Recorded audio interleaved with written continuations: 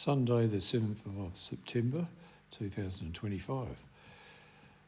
It was a rainy, sort of cold September day, and Doris wanted to check out some orchids, so we headed off towards Mogumber. We'd been there before and there was some fairly rare orchids that she'd noticed previously, which she wanted to have a look at again. So we headed towards Bindoon, then diverted to the Mogumber Road after Bindoon and stopped at this small little settlement called WANNAMAL.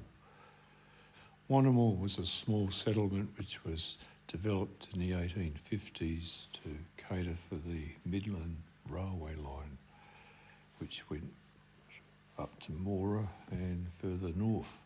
Following this, we ventured further up the road to Lake WANNAMAL, which is an extensive freshwater lake which during winter becomes quite extensive. We then got out and had a look around there and find a bit of drone footage where we got some spectacular footage of the lake itself. We then headed towards Mogumber, which was only about 8 or 9 kilometres further up the road, and turned at the Mogumber West Road and headed towards the Brand Highway, where we went home via Gingin and had a very nice little afternoon out in the countryside.